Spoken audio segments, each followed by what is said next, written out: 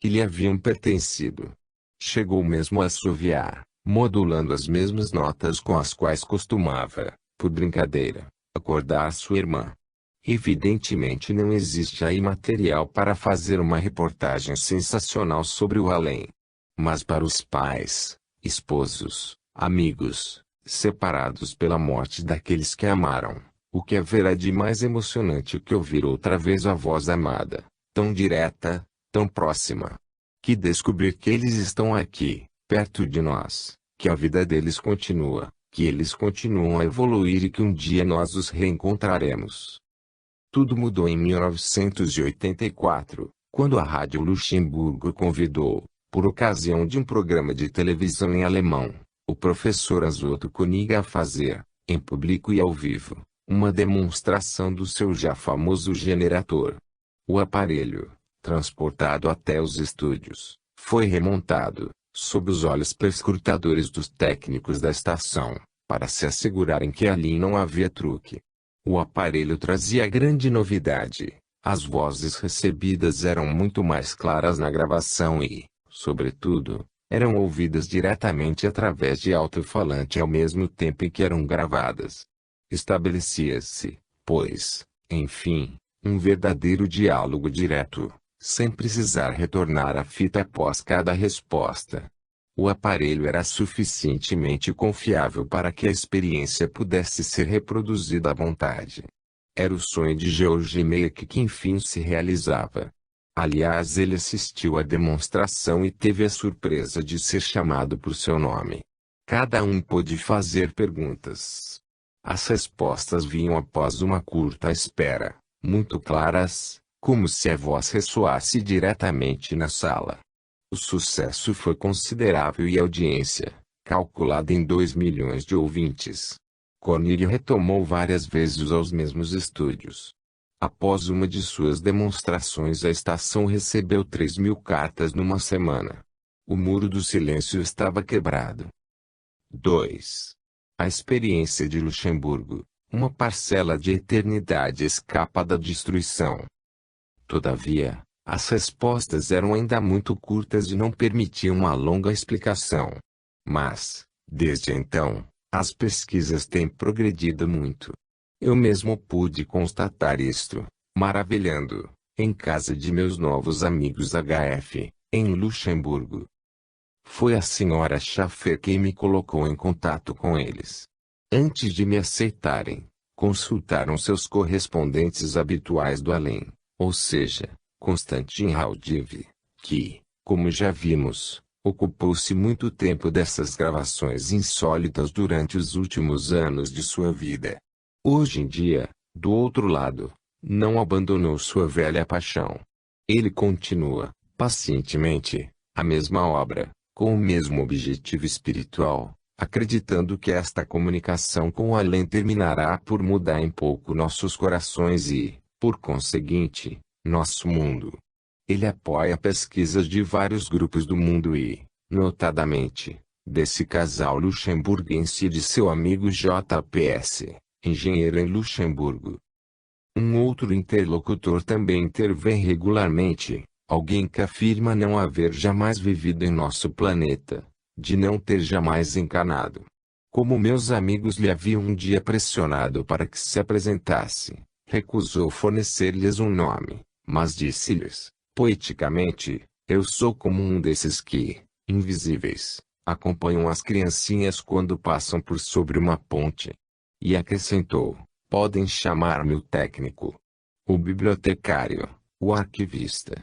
Eu sou um pouco de tudo isso para o planeta Terra. De fato, é sobretudo o técnico que lhes deu os conselhos necessários para melhorar a comunicação. Ele fez com que meus amigos adquirissem, pouco a pouco, uma série de aparelhos capazes de fornecer ondas de todos os comprimentos. Ele também orientou-os quanto ao posicionamento desses aparelhos. Ele indica, às vezes, o lugar que cada um dos participantes deve ocupar numa sala dedicada às comunicações. Trata-se de um verdadeiro pequeno laboratório hoje em dia, com lâmpadas ultravioleta, como as dos filatelistas, um pisca-pisca, um aparelho emissor de ondas de alta frequência, um televisor branco e preto ligado a uma tela branca, com ruídos de fundo, um pequeno aparelho de rádio. É muito importante esse aparelho porque é por meio dele que nós escutamos a voz do além, ao vivo. Eles haviam pois consultado Constantin Haudive e o técnico sobre meu desejo de participar, se possível, de uma das sessões. Haviam obtido sinal verde, e nós estávamos lá, todos os 4 no laboratório.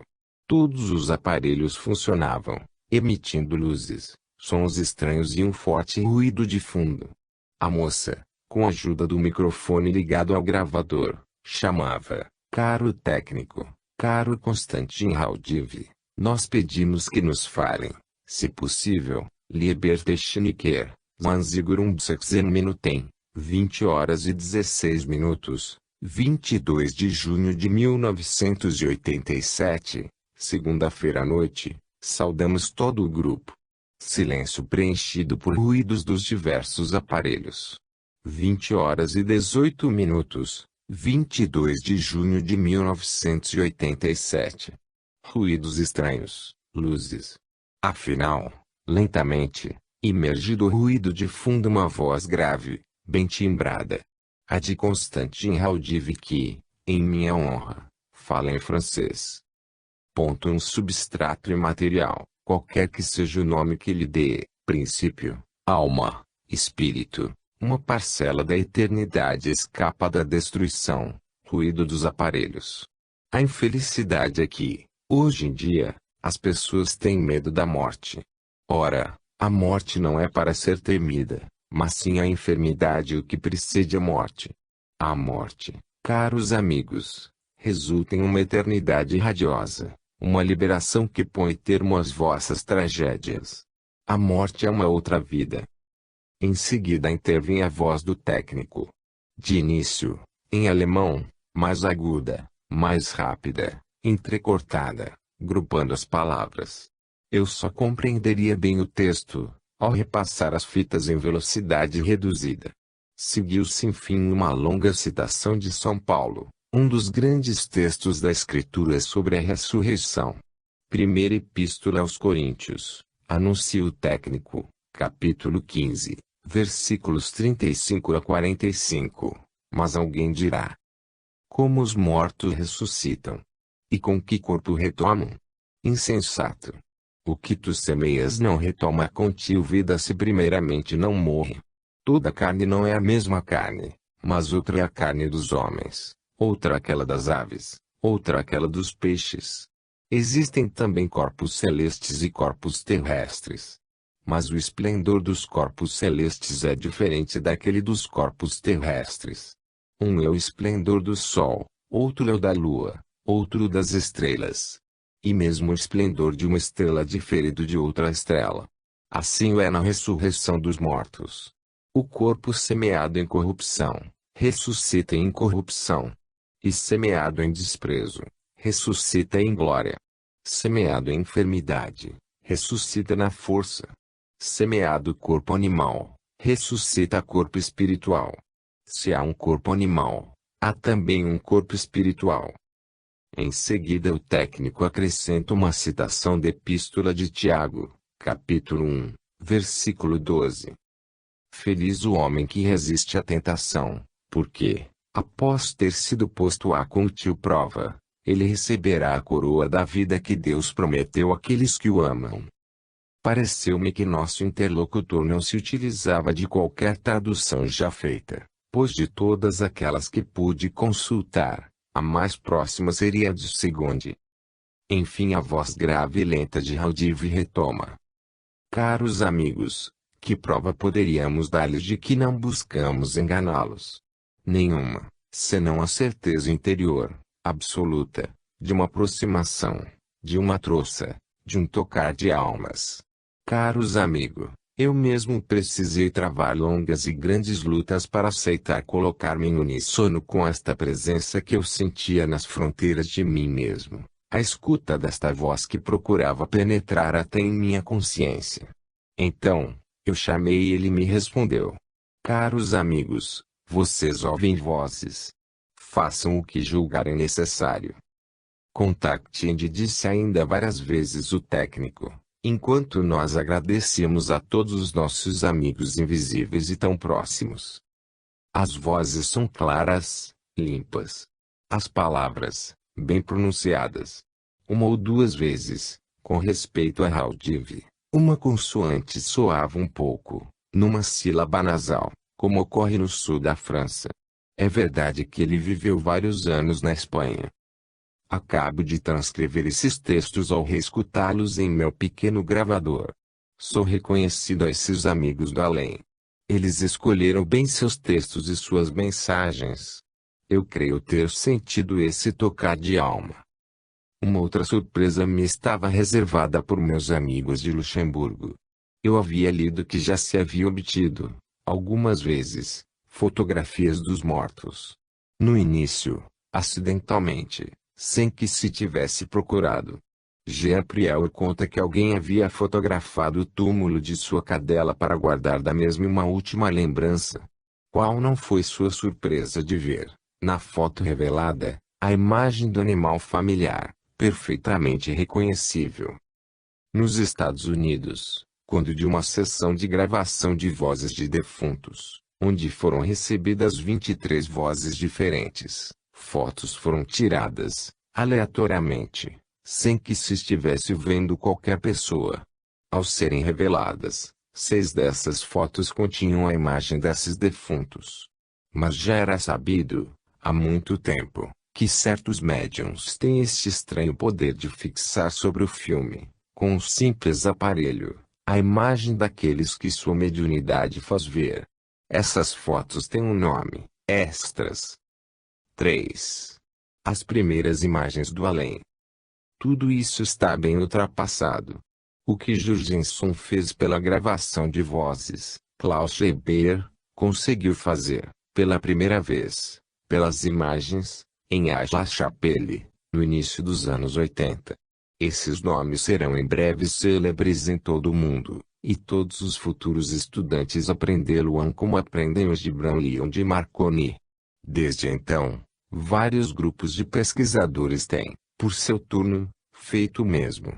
Sobretudo Hans Otto Konig, que trabalhou muito com Klaus Schreiber. Por ocasião de um congresso internacional em Milão, em junho de 1986, perante 2.200 participantes, H.O. Konig apresentou uma série de dispositivos a partir dos trabalhos de K. Schreiber. Entre essas fotos havia muitos falecidos da família de K. Schreiber, naturalmente, mas também Romy Schneider, Kurt Jurgens, muitos desconhecidos, e ainda 2 fotos de crianças cujas mães, presentes na sala, com a emoção que se pode imaginar, reconheceram perfeitamente. A maior parte dessas fotos encontram-se reproduzidas na obra consagrada aos trabalhos de Klaus Schreiber realizada por Rainer Olbe, assinalados, a esse respeito, que o videocassete é mais nítido ainda que as fotos do livro. As primeiras imagens do além. Fantástico, incrível. Contudo, meus amigos de Luxemburgo também receberam tais imagens.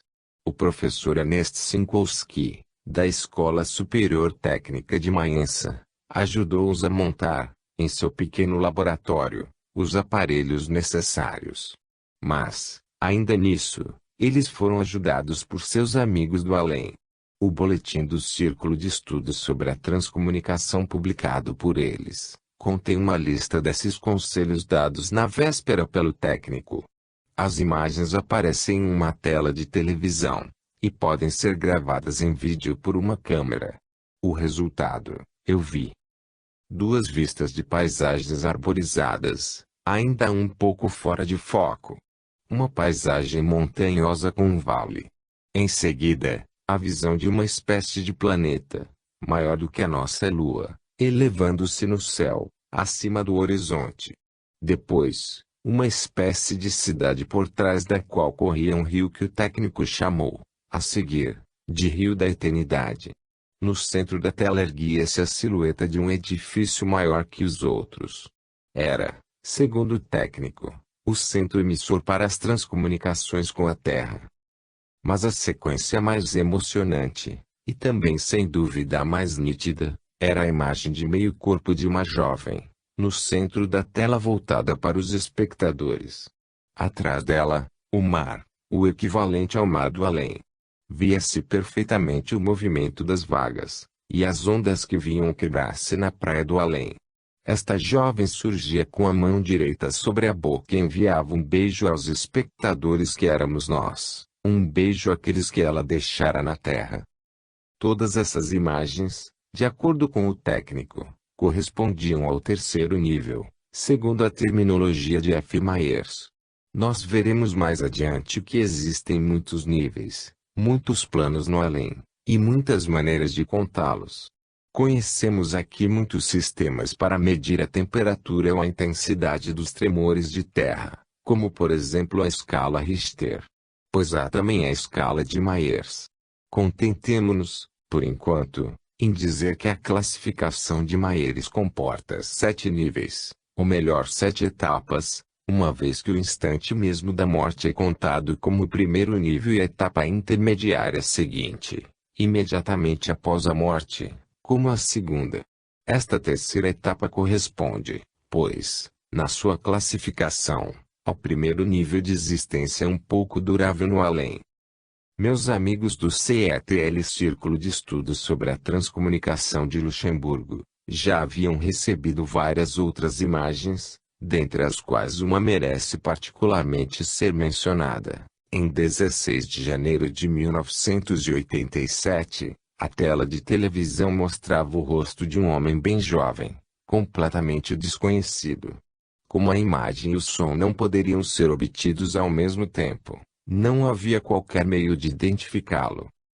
Entretanto, em 2 de maio de 1987, uma nova comunicação, desta vez verbal, ocorreu com meus amigos do CETL estavam presentes, além do grupo habitual, o padre Andreas Reich, doutor em teologia e doutor em psicologia, professor de psicologia clínica e de paranormalogia no Afonsianum da Universidade de Labrão, em Roma, e também diretor do Instituto para os Problemas das Fronteiras da Ciência em Innsbruck, Georg Meck, engenheiro americano sobre o qual já falamos, o professor Sinkowski e sua esposa.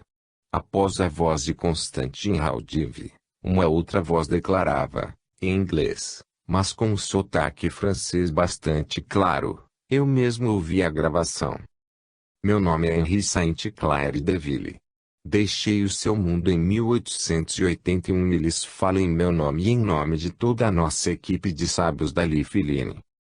Lifeline é o nome da equipe que trabalha, no além, em ligação com Georg Meck e sua Metaciência Foundation.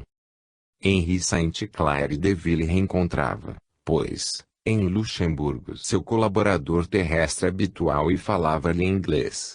Mas era a primeira vez que ele se apresentava.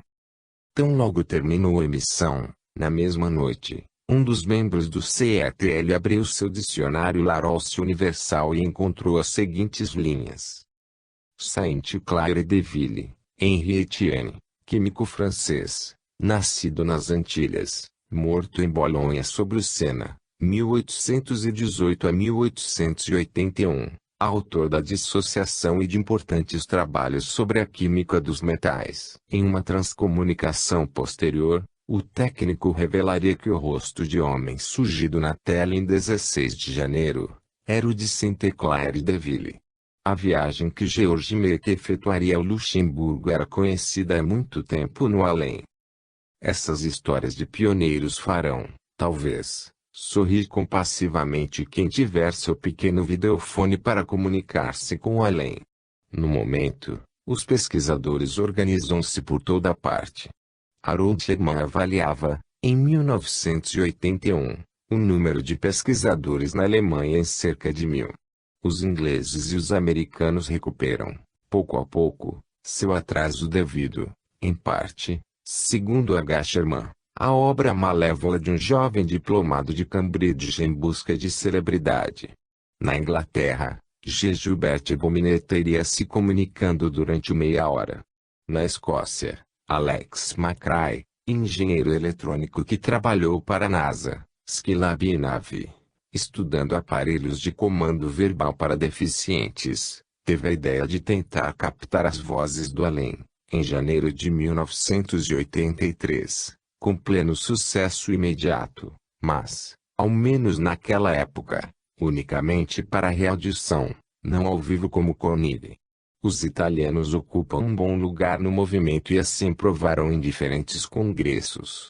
Um artigo do Boletim da Metaciencia Foundation criada por Meca assinala que tentativas têm sido feitas por todo lado, notadamente no Egito, pela americana Sarah Steppe, na Grande Pirâmide de Gizé, no templo subterrâneo de Dendera, e com sucesso. Mesmo os russos se engajaram. Este artigo menciona também os nomes do professor Romain da Universidade de Alma-Ata e do professor Crocale da Universidade de Perm. Na Igreja Católica, enfim, a boa vontade manifestada por Paulo VI não foi frustrada. Claro, não houve o entusiasmo que se poderia esperar, mas vários eclesiásticos engajaram-se. Aos nomes dos padres Leo Schmid, Gemelli, Karl Pfleger, Eugenio Ferrarotti, Andreas Hirsch, deve se juntar ainda do padre beneditino Pellegrino Ernetti. 4. O cronovisor e as imagens do passado. O padre Ernetti colabora com pesquisas talvez mais fantásticas, pois trata-se de captar, com o cronovisor, imagens e vozes de defuntos, mas no momento de suas vidas sobre a Terra. O padre Ernetti tem cerca de 60 anos e é titular de uma cátedra absolutamente única no mundo. Ele ensina, na Universidade de Veneza, música arcaica, pré-polifônica, voltando, portanto, no tempo, desde o ano 1000 da nossa era até o 10º século AC. Um dos problemas que o preocupavam há muito tempo era o da rítmica da música antiga. Ele foi levado a trabalhar com o padre Gemelli na Universidade Católica de Milão, no momento em que este havia captado, em 1952, Vozes do Além.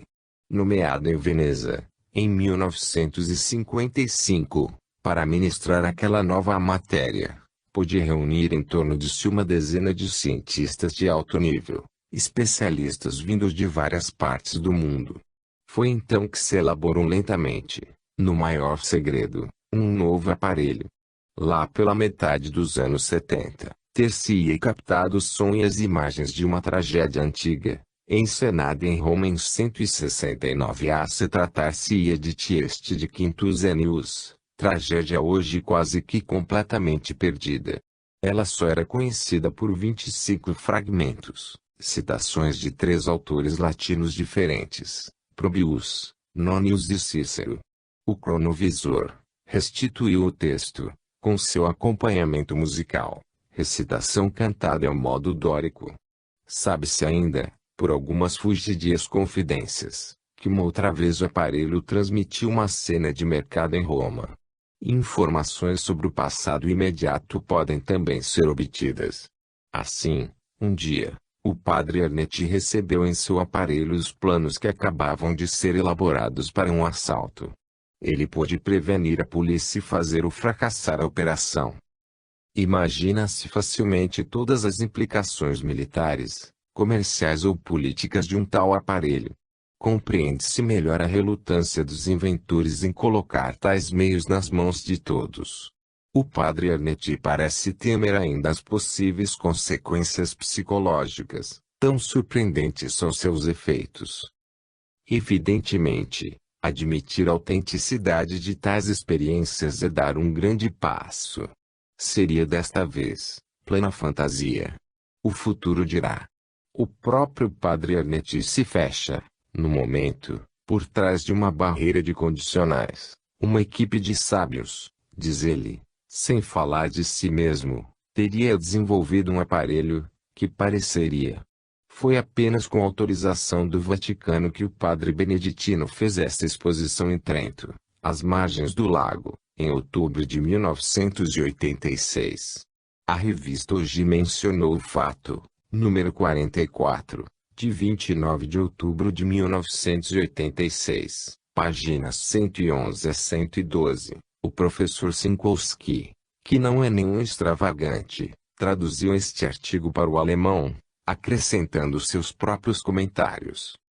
O testemunho a seguir tomará as pretensões desse cronovisor um pouco menos absurdas para nossos leitores. Pierre Montminier e as imagens do passado.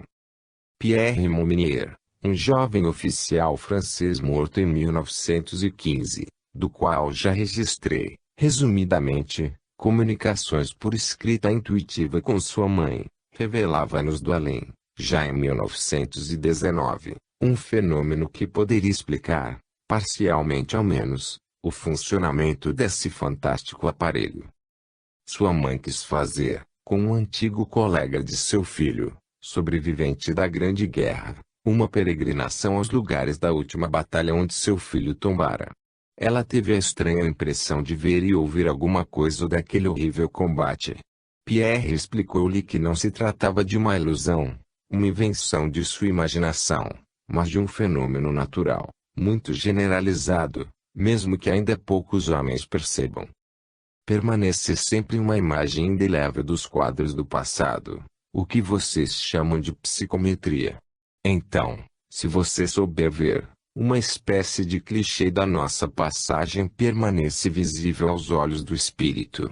Vocês têm, às vezes, exemplos, que tomam como alucinações, mas que são absolutamente reais, revelados exibicionalmente a seus olhos.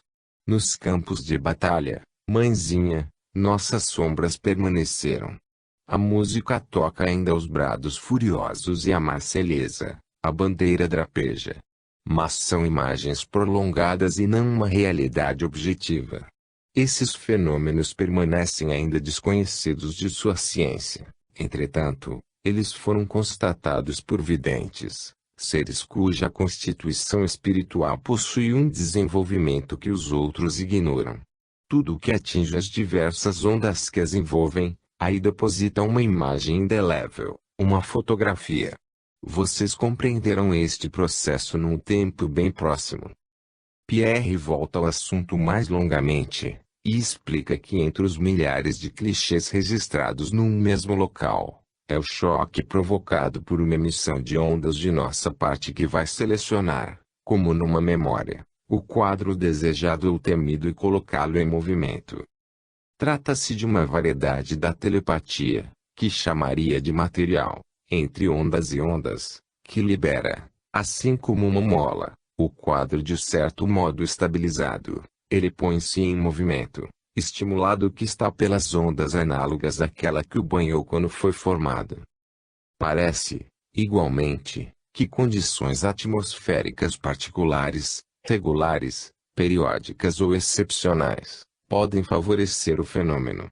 Isto explicaria, talvez, certos casos da aparição desses fantasmas. Temos sempre tendência de simplificar, mesmo que involuntariamente, e de querer reduzir a uma explicação única aos fenômenos que apenas nossa ignorância faz com que consideremos idênticos. Mas enfim, as inumeráveis visões, devidamente constatadas, de exércitos de fantasmas, travando eternamente o mesmo combate, encontrariam uma explicação por esse mesmo mecanismo, descrito por Pierre Montminier. O desfile de soldados de infantaria, por exemplo, que se vê regularmente na primavera, na alvorada ou ao crepúsculo, perto de Frango Castelli, velha fortaleza veneziana em ruínas, ao sul de Creta. Os habitantes da região chamam esse exército de sombras de Drosolites, isto é, os homens do orvalho. Os testemunhos são numerosos, totalmente dignos de fé. Mais de um cético teve de se render à evidência. As narrativas se cruzam e se completam. Sabe-se que se pode atravessar este exército sem ser incomodado nem o embaraçar. Às vezes só podemos vê-lo colocando-nos muito baixo, ao nível do solo, agachados. Ele pode desaparecer progressivamente não apenas por atenuação da imagem, mas por camadas. As pernas dos soldados desaparecem primeiro, depois seus troncos. Só se vê, então, os capacetes e as lanças. A visão é talvez bem nítida, mas a descrição não é bastante precisa para permitir a identificação do exército.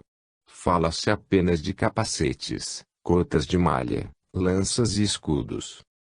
Louis Pauwels, de quem extraiu todos esses detalhes, relata que um conservador da Biblioteca Nacional, Jean-Pierre Seguin, declarou, num artigo publicado no jornal Le Monde, dispor de cerca de uma centena de publicações que registram a aparição de tropas armadas, de figuras humanas, de animais, de diversos objetos assustadores, às vezes projetados no céu. Nosso autor cita então, brevemente, a batalha entre dois exércitos, em pleno céu, acima da paróquia de Sarlat, em 11 de setembro de 1587. Em 27 de janeiro de 1795, perto de Ugeste na Silésia, em campo aberto, diante de uns 50 camponeses, um corpo de infantaria apareceu de repente, formado em 3 colunas e precedido por 2 oficiais que carregavam bandeiras vermelhas. Em certo ponto a tropa parou e a primeira linha atirou na direção dos camponeses que não ouviram, contudo, qualquer ruído. Dissipada a fumaça, os soldados da cavalaria ligeira apareceram e desapareceram, também repentinamente. A cena se repetiu em 3 de fevereiro do ano seguinte, diante de 400 pessoas, e ainda em 15 do mesmo mês, perante 30 pessoas. Desta vez preveniram, imediatamente, o general von Saske se deslocou logo para o lugar com um destacamento. O exército fantasma que, nesse meio tempo, havia desaparecido, apareceu de pronto. Os 2 oficiais a cavalo, de um e de outro exército, deslocaram-se ao encontro um do outro. O vivo interpelou o fantasma, que não respondeu. O vivo ia atirar no fantasma quando tudo desapareceu. Outros casos são narrados nesta obra. Uma terrível batalha que se reproduziu por 5 vezes, no mesmo lugar na Inglaterra, em 1642. 2 meses depois de realmente travada. 2 enviados de Carlos I da Inglaterra chegaram a reconhecer, entre os combatentes fantasmas, alguns dos que ali haviam morrido. Mais curioso ainda, em 1574, 5 soldados da guarda, em Utrecht, veem no horizonte, perto da meia-noite, um combate feroz que só ocorreria de fato, 12 dias mais tarde. Enfim, mais recentemente ainda, o ministro da Defesa de Sua Majestade Elizabeth II deveria abrir um inquérito sobre um combate de espectros que acontece a cada 23 de outubro, em Kenton, num campo do exército que serve de depósito de munições. Conheço pessoalmente uma pessoa a quem aconteceu aventura parecida, porém, sem combates inquietantes, de forma bem mais simples. Esta pessoa, em visita à casa de um amigo médium, quis filmar um lindo jardim que acabara de atravessar ao descer por uma escada. Qual não foi o seu assombro, quando viu a si mesma, através do visor da filmadora, descendo a escada como fizera alguns minutos antes. Surpresa, ela baixou de imediato a câmera para olhar novamente a escada, sem o intermédio do aparelho. Os degraus estavam vazios. Ela perguntou a seus amigos se haviam visto alguém descer aquela escada. Não, responderam eles, um pouco espantados com sua pergunta. Não há outra pessoa aqui, além de nós. Mas quando da revelação, ela aparecia no filme, somente da cintura até os pés, por causa do rápido movimento que havia feito com a câmera. Como se vê, esse mistério de ondas remanescentes existe em todas as épocas e é menos raro do que se poderia crer. Sem dúvida é um mecanismo físico semelhante, ainda desconhecido, inexplicado, mas nada fantástico ou sobrenatural que está na origem daquilo que a senhora Mominier percebeu quando de sua peregrinação aos locais do combate onde havia perecido seu filho Pierre. O que acontece com as imagens, é também possível para os sons. Se os camponeses da Silésia não ouviram os tiros, em contrapartida os espectadores da Batalha de Edgehill, na Inglaterra, ouviam muito bem o rufar dos tambores, os tiros de canhão, o ruído dos mosquetes e os gritos de agonia dos soldados, e ficaram muito apavorados. Pode mesmo acontecer que apenas os sons sejam perceptíveis. Assim é para a horda selvagem das Wilder, que se ouve perto do castelo em ruína de Rodenstein, nas montanhas do Down ao sul de Erse. Os testemunhos remontam até 1750. Cada vez que uma guerra ou uma catástrofe está iminente, ouve-se ruídos de veículos, de marcha, de cavalos. O fenômeno era tão conhecido que certos governos europeus procuravam saber, nos períodos de tensão internacional, se alguém havia escutado a célebre horda. Cada um pense o que quiser, mas Werner Schebeler, professor de Física e Eletrônica da Escola Técnica Superior de Ravensburg, apaixonado pela parapsicologia, contou-me que fizera viagens ao Down e que novamente uma testemunha havia escutado a horda, às vésperas da guerra do Yom Kippur. Mas, se o universo está assim repleto de ondas do passado, que, em certas circunstâncias, podem encontrar-se reativadas e tomando-se, por um curto instante, novamente visíveis e audíveis, é muito possível que, às vezes também, nossas gravações em fitas magnéticas não nos transmitam senão ondas sonoras remanescentes de diálogos do passado entre vivos sobre a Terra, de outros tempos, hoje já falecidos. Foi o que aconteceu talvez, desta vez em Paris, em 1968, a uma pianista que morava à Rua Ordener. A senhorita Maria Claude X havia composto algumas melodias que registrava no gravador.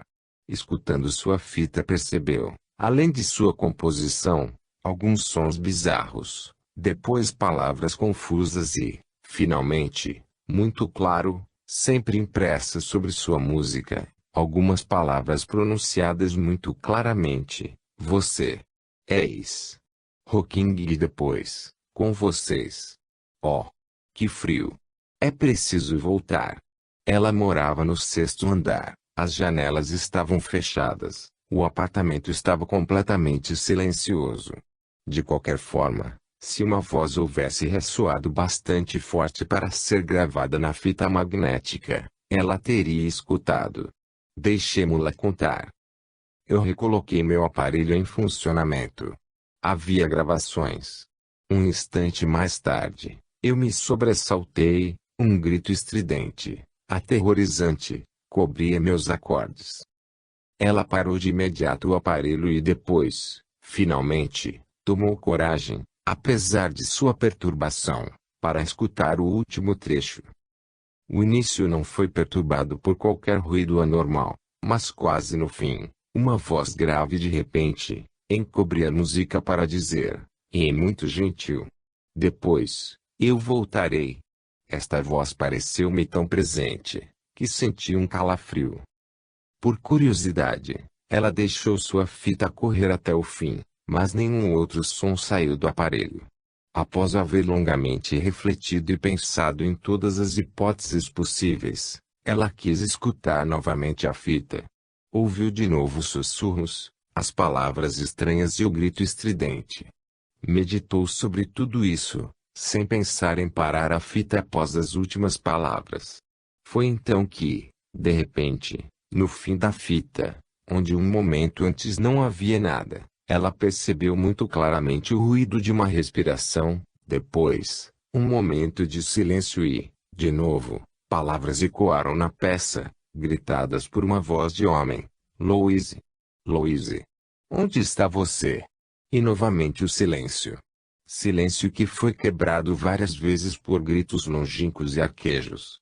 Depois, bruscamente, uma voz feminina surgiu gritando: a casa é mais baixa.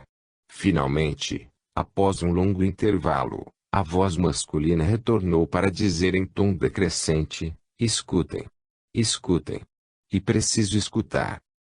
Na manhã seguinte, Maria Claude fez ver seu primo e novas gravações foram feitas à noite, deixando o aparelho ligado antes de irem se deitar. Uma voz de mulher pronunciou então, claramente, várias vezes: Robic, Robic, meu pequeno. O primo chamava-se Robert Robbie, que era o apelido afetuoso que sua mãe lhe havia dado. Robert reconheceu a voz. Uma outra voz chamou por Marie Claude. A comunicação, se bem que sempre imperfeita, acabou tomando-se relativamente normal, a pele de falecidos e viventes terrestres. Mas o mais estranho, e para nós o mais interessante desse acontecimento, foi a primeira frase. Maria Claude teria recebido em seu aparelho pedaços remanescentes de conversações passadas que flutuavam ainda na atmosfera da peça.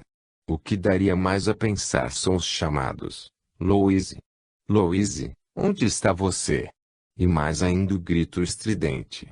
Ou então o gravador surpreendeu um diálogo que se desenrolara no próprio fevereiro de 1968. Mas entre pessoas para nós invisíveis e inaudíveis, entre vivos de um outro plano. O final da história seria mais favorável a esta segunda interpretação. Donde, talvez, a exclamação, a casa é mais baixa, como se tratasse de seres viventes centímetros, outro espaço que teria marcado o encontro no nosso mundo e tivessem necessidade de coordenar seus esforços para encontrar o lugar escolhido. Pode-se efetivamente captar, hoje em dia, com a ajuda de aparelhos, as imagens e os sons do passado. O cronovisor está já no ponto ou só terá, até o momento, realizado explorações isoladas e sem futuro, como os primeiros diálogos diretos obtidos por Bionil. Não estou em condições de responder. Penso, contudo, que de qualquer modo, isto será em breve uma realidade. Em 1919, Pierre Mominier anunciava-nos que compreenderíamos logo o processo dessas ondas. Em 1922, sem visar particularmente esta área de pesquisa, é verdade, ele nos explicava como ocorreriam nossos progressos. Temos entre nós numerosos amigos das ciências que, na vida terrestre, contribuíram para decifrá-las, para detectá-las, e que se esforçam agora em esclarecer os pesquisadores da Terra. Este é o papel deles, esta é sua missão, que para eles, é uma incomparável alegria. Um pouco como Constantin Haudive para com meus amigos de Luxemburgo, ou como Docnic e George Muller para com Bionnet e George Meck. Mas, sem dúvida, também para muitos outros pesquisadores que não sabem de onde lhes vêm intuições mais geniais. Mas, lendo-se atentamente Pierre Mominier, tem-se a impressão de estar diante de um mistério em vários graus que ultrapassa, de longe, as simples imagens do passado captadas pelo cronovisor. Trata-se da objetivação de todos os nossos pensamentos e de todos os nossos sentimentos, de sua projeção sob a forma de ondas. Imenso problema, sobre o qual retomaremos mais extensamente. Contentemo-nos, por enquanto, com esse texto ainda extraído das cartas de Pierre. Ele se dirige, como sempre, à sua mãe. Em uma palavra, você pode admitir que a acuidade de um sentimento seja uma figura com uma forma, da qual você sentirá a qualidade que eu posso definir, espiritualmente sólida. Não lhe será impossível dar a esta sensação exteriorizada, um corpo, imaginário, mas ao mesmo tempo real. Esse sentimento que lhes parece totalmente subjetivo, não é tanto quanto você supõe, na ignorância que tem da realidade objetiva da sensibilidade psíquica. Um dia virá, em breve, em que vocês descobrirão o que se pode chamar de fantasmas dos seus sentimentos e de seus pensamentos. O cronovisor poderá, um dia, captar esses fantasmas. 4. Os chamados telefônicos do além. Não acabamos ainda com o fantástico. Graças a todos os nossos instrumentos, as provas da sobrevivência multiplicam-se e vão além de todos os nossos dons particulares. Há algum tempo, um novo tipo de provas nos são dadas, menos conhecidas que os fenômenos de transcomunicação, não reproduzíveis à vontade, ao menos no momento, mas não menos espetaculares. São as chamadas telefônicas a partir do além. Um artigo de Theo Locher, presidente da Associação Suíça de Parapsicologia, Schweizerliche Vereinigung für Parapsychologie, analisa este assunto em 2 números do Parastime, o Boletim da Associação Alemã de Transcomunicação, abril e agosto de 1986. Seu telefone toca normalmente. Você atende e, de imediato, escuta a voz, timbre, as palavras familiares da mãe ou filho que você perdeu ou acreditou ter perdido, na véspera, há alguns dias, alguns meses ou alguns anos. O choque pode ser terrível. Uma mãe que pranteava sua filha há 2 anos, escutou, dessa forma, um dia ao telefone, sem qualquer sinal de advertência, a voz de sua filha que lhe relembrava um incidente típico e familiar. Mamãe, sou eu, preciso de $20 para voltar para casa. A mãe caiu, desmaiada, ao lado do telefone. O fenômeno não é contestável porque, em certos casos, um tanto excepcionais é preciso admitir, mas que provam que os outros casos são muito verossímeis. Defuntos fizeram, ao telefone, revelações que puderam ser verificadas depois. Uma atriz, Ida Lupino, que vivia em Los Angeles durante a Segunda Guerra Mundial, recebeu uma chamada telefônica de seu pai, morto há 6 meses. A casa da família, em Londres, acabara de ser destruída por uma bomba, e a família encontrava-se em situação muito difícil por não ter o respectivo título de propriedade. Seu pai revelou-lhe de modo muito preciso o lugar do porão onde havia escondido seus documentos. Essas indicações foram comunicadas a Londres, os documentos foram facilmente encontrados e tudo voltou à normalidade.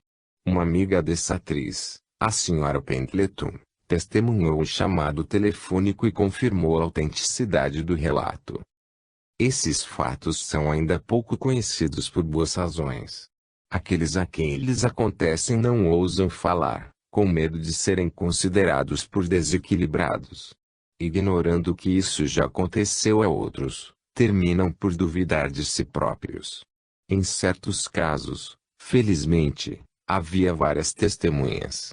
Algumas obras começam a reunir esses relatos em estudos. Theo Lutcher assinala, assim, 2 livros, um de S. Hal Palou Life After Death, e outro, de Scott Rogo, Ponycaus Front Dead, que analisa 50 casos entre os 70 reunidos pelo autor e Raymond Bailes durante 3 anos de trabalho intenso. Os estudos atuais mostram que o chamado pode vir de parentes ou amigos, mas geralmente de crianças a seus pais ou inversamente. As chamadas entre esposos parecem, ao contrário, muito mais raras. O intervalo entre a morte e os chamados pode variar desde a manhã seguinte à morte até alguns anos depois. Em várias dessas chamadas o falecido parece não haver compreendido que não pertencia mais ao nosso mundo. Aqueles que chamam pouco depois de sua morte têm um ar, geralmente, perdido e a chamada é curta. Aqueles que, ao contrário, fizeram a grande passagem há um certo tempo, expressam-se mais calma e longamente. Às vezes os vivos da terra não reconhecem de imediato a voz de seu falecido. Cabe então aos vivos do além insistir para serem reconhecidos, como já ouvimos com as gravações. Enfim, em alguns casos extremos, quando a comunicação é estabelecida, a surpresa é tão grande no além quanto na terra. O motivo dessas chamadas pode ser tanto uma espécie de necessidade do defunto de retomar contato com aqueles que deixou, quanto o desejo de tranquilizá-los e consolá-los. Um simples bom dia, de passagem, pode também acontecer. A filha da Sra. H.S. não tinha mais que 20 anos quando morreu após numerosas operações. Sua mãe, entretanto, depois de um longo período de desespero, já havia obtido alguns sinais incontestáveis da sobrevivência de sua filha em outro mundo. A dor de separação ainda existia, certamente, mas não o desespero. Um belo dia, enquanto a mãe falava ao telefone com uma amiga, a voz da jovem interveio no meio da conversa. Não para dela tomar parte, mas simplesmente para manifestar-se, Reafirmar seu carinho com diminutivos familiares que restabelecem rapidamente a intimidade perdida. Certas pessoas, particularmente sujeitas a esse gênero de fenômenos, terminam gravando, sistematicamente, todas as suas chamadas telefônicas. Como neste caso. A mãe fez-me ouvir a fita cassete. A voz de sua filha é débil mas perfeitamente reconhecível, com a pronúncia muito rápida, bem característica das vozes dos falecidos registradas em gravador. As exclamações da mãe de sua amiga suavizam-se. A mãe agradece, mas não ousa fazer perguntas. A amiga encarrega-se de perguntar à jovem se ela pode recomeçar.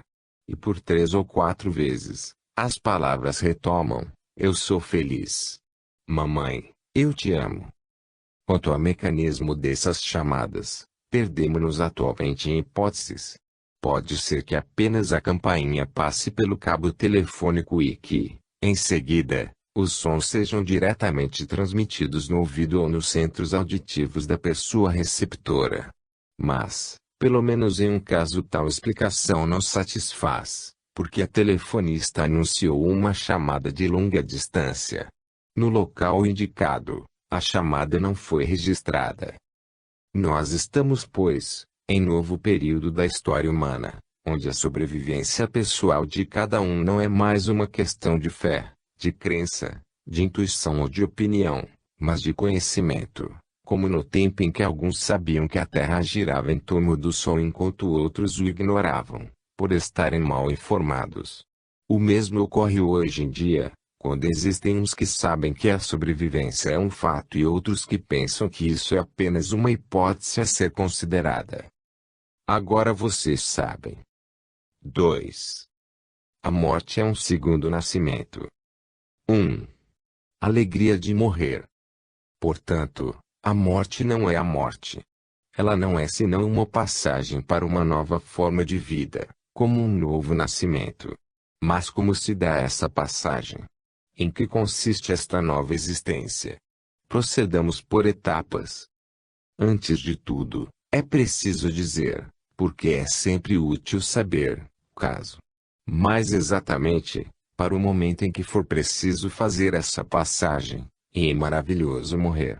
Reconheçamos honestamente o que antes pode-se sofrer, e até mesmo terrivelmente.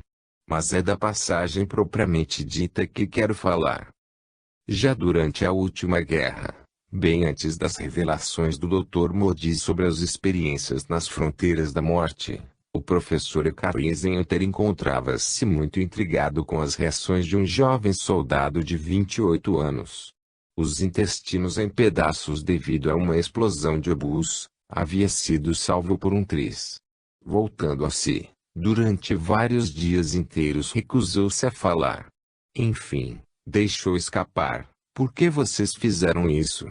Apenas mais tarde ousou contar a respeito do sentimento de libertação extraordinária e de alegria paradisíaca que havia experimentado e que lhe haviam roubado.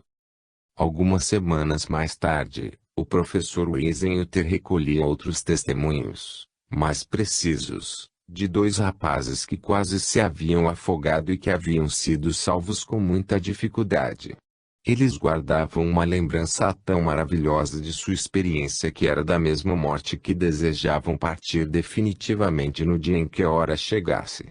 Eles não ignoravam que passariam outra vez pela mesma angústia. Mas sabiam que ela não duraria e que a alegria em seguida seria imensa.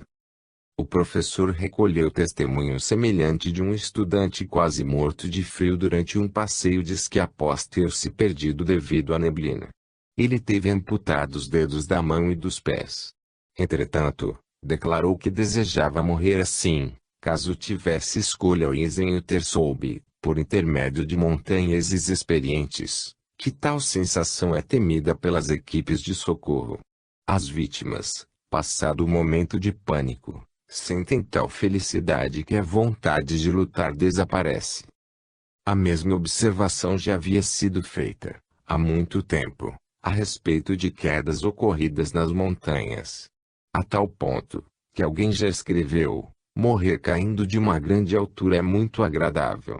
É verdade que hoje se sabe qual o papel desempenhado pela secreção da endorfina nesta sensação de euforia, mas, como veremos adiante, isto não explica tudo.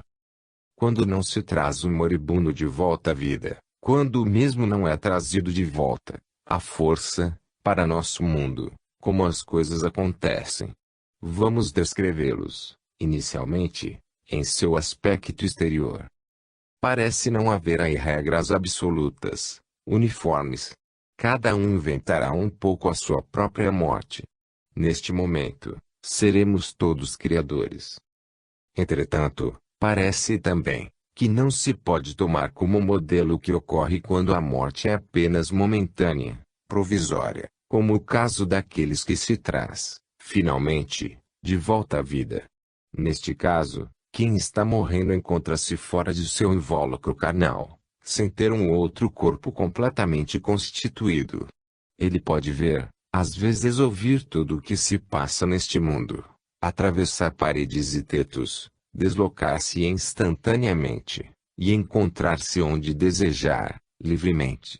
Mas, na maioria dos casos, ele não tem a impressão de possuir um verdadeiro corpo, ou então sente-se em um corpo vagamente esférico, sem contornos precisos e sem consistência, como uma espécie de bruma, de nuvem, de vapor, ou de campo de energia.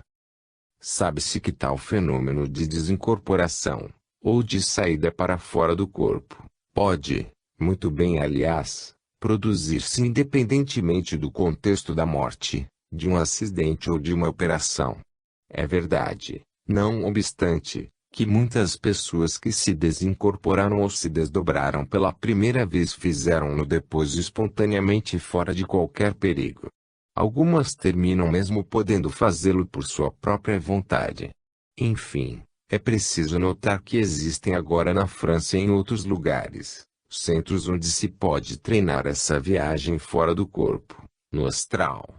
Há, inclusive, manuais, guias práticos, métodos, onde se descreve, minuciosamente, como se preparar para isso, e nisso se exercitar. Segundo pesquisas conhecidas, 80% daqueles que fizeram essa experiência de desincorporação provisória sentiram-se mais como espírito, como consciência desencarnada, do que como viventes em um novo corpo. É ao menos a esse resultado que chegaram, separadamente, Celia Green e Carring. Parece que ficam tão cativados por tudo o que veem ou ouvem, que não têm tempo de se perguntarem sob qual forma continuam a viver. Assim, a senhora Yolande que contou-nos que, estando fora de seu corpo, em um magnífico jardim, teve a impressão de ali ver um banco e de nele sentar-se. Um pouco mais tarde, levantou-se para ir ao encontro de um ser maravilhoso que vinha ao seu encontro. Cheia de respeito diante da elevação espiritual daquele ser de luz, e transtornada pelo amor que dele emanava, caiu de joelhos diante dele. Mas, na realidade, apenas mais tarde, quando ele a fez retomar a terra, apesar de suas súplicas, ela lembrou-se de verificar se tinha um corpo. Muito cuidadosamente ela conta que tentou apalpar-se.